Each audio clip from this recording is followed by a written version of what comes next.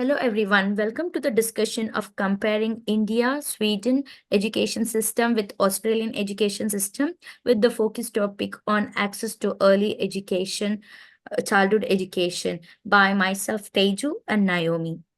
India is a country which has a multi-diversity and multicultural with lots of young children. According the childcare centers are being expanded and improved in quality with the goal of every child and have has an excellent foundation. However, there is a limited access, particularly in the rural region.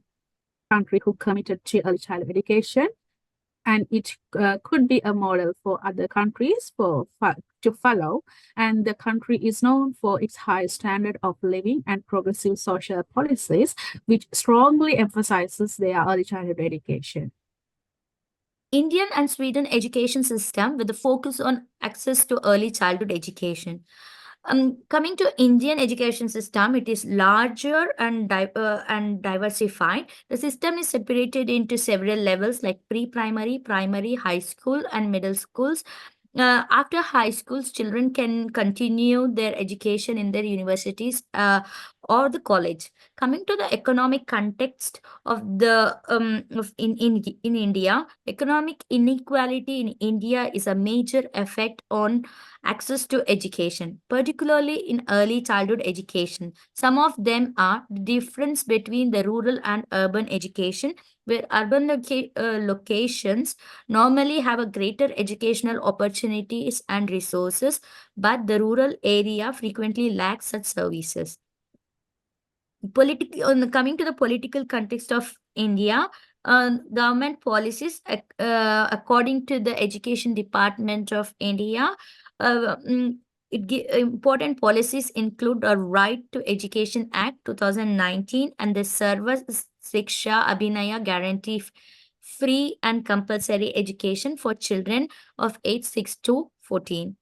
The state versus a central government rules, the politically educational responsibility is shared between the central and the state government. The state government is in charge with the management and implementation, and federal government establishes a general guidelines and criteria for education.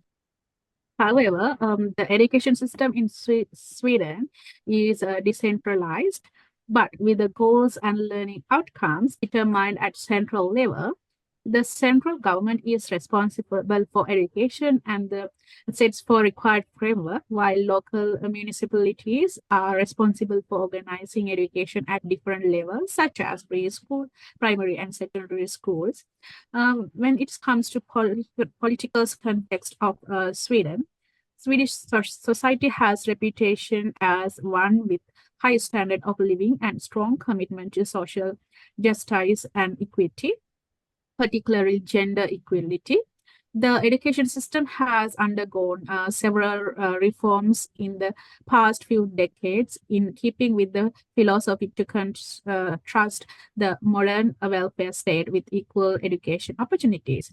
So, as for early childhood education, there is a well coordinated system to care for children ages 1 to 5 years, known as the preschool system, as here. So, preschool activities are designed to promote interactions, a sense of togetherness, and positive social interactions, keeping with the promotion of contact and social community feeling. So, Sweden's cultural context in 2020, more than one quarter of all children in Swedish preschools were from recent migrant families. Consequently, in recent years, it has become a necessity to cater multiculturality in Swedish preschools. The required changes have included preschool teachers being interculturally competent and works as systematically with intercultural pedagogy and intercultural communication skills. Although this situation has led to some issues, the Swedish system is working on the acceptance that diversity in preschool contributes to positive social identities and helps children's understanding of other cultures. There are similarities and dissimilarities. Some of the similarities in India and Australia are both the government believes in the solid base provided continuous learning and development throughout the life is created by early childhood education. And both the countries give the prioritize the inclusive education, hoping to give the children to access regardless of their financial situation. Coming to the differences between the India and Australia education system, India has one of the main obstacle of equal access of ECE in India in economic differences. Poor school facility, a shortage of qualified teachers, and inadequate infrastructure are common problems in rural and economical unprivileged communities. In Australia allocates a larger percentage of funds GDP on education according to the World Bank groups, which results in higher wages for teachers, better infrastructure and resources, which is made possible for higher investment, therefore raising the standards of early childhood education. Coming to the policies implementation, the government programs to enhance EECE are in place both the nations, but they differ greatly in terms of execution. Australia has a standard framework, uniform framework, national quality framework, which helps to increase the quality and access throughout the nation.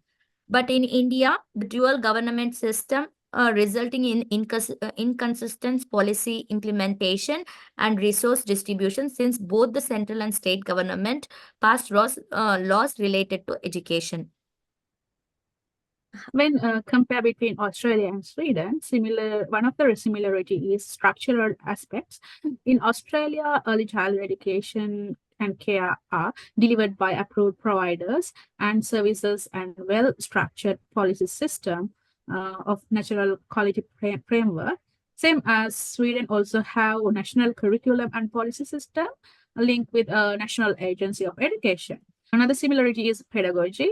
Same as Australian pedagogy of early childhood education, Sweden also have early childhood education, which is characterized by values of beliefs that pedagogy should be child-centered, like play-oriented, experience-based, and outdoor-based, and supporting children's democratic socialization. And when it comes to differences between Australia and Sweden, there is a widespread concern about the inequity in access to early childhood education in Australia. The social economically disadvantaged and families in remote locations generally have limited access to high quality services than Sweden. Let's talk about some globalization and post-colonialism in both the countries. So in India, colonial heritage has a historical impact on education system. Early education was not only has the same priority as higher and secondary education, but early ECE is being neglected as a formal education. This quality and availability of ECE in India is still being impacted by this past neglect. Globalization had a huge impact of Indian early education system. Globalization has brought international standards and procedures into Indian education system, increasing by neoliberal approaches present difficulties with urban region gaining more global economic integration than the rural one. So another implication of globalization is the trends towards a Western culture-oriented early childhood education. However, in Australia, for instance, will tend to conflict with indigenous knowledge, sharing system, and traditional values. According to Rana, Western ideologies do not fit into all contexts. Therefore, it is important to find out how best to help local cultural adapt the global phenomena. While globalization brings new opportunities and ideas, it also creates tensions between the local and the global. Therefore, the changes for each country's each early childhood education system is to integrate global influences while preserving its unique pedagogical traditions and values as well. Thank you. Thank you.